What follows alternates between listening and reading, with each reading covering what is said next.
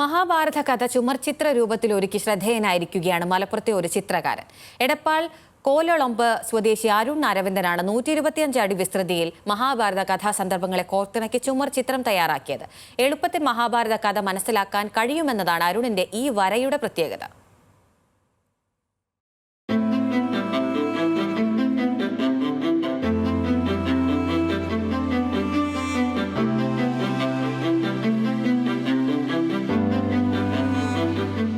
മഹാഭാരതത്തിലെ വിവിധ സന്ദർഭങ്ങളെയും കഥാപാത്രങ്ങളെയും കൂട്ടിച്ചേർത്ത് തയ്യാറാക്കിയ അരുൺ അരവിന്ദിന്റെ സൃഷ്ടിക്ക് 125 അടി നീളവും 3 അടി വീതിയുമുണ്ട്.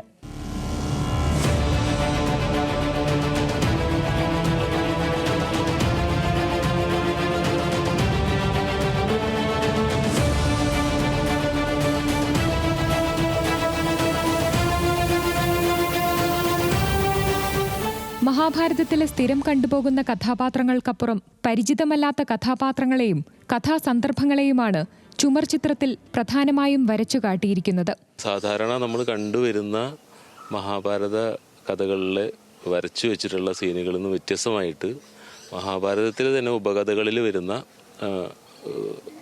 ഇതുവരെ ചിത്രീകരിക്കാത്ത കുറച്ച് അവസരങ്ങളെയൊക്കെ നമ്മൾ ഇത്തരത്തിലുള്ള ഈ 125 അടി നീളവും 3 അടി വീതിയിലുള്ള ഈ ചിത്രത്തിൽ നമ്മൾ ഉൾപ്പെടുത്തിയിട്ടുണ്ട്. ഇത് കുറച്ച് വെല്ലുവിളികൾ നിറഞ്ഞ ഒരു പ്രോസസ്സ് തന്നെയാണിത്. കാരണം ഇതിലൊരു ആഴത്തിലുള്ള പഠനം ആവശ്യമാണ്.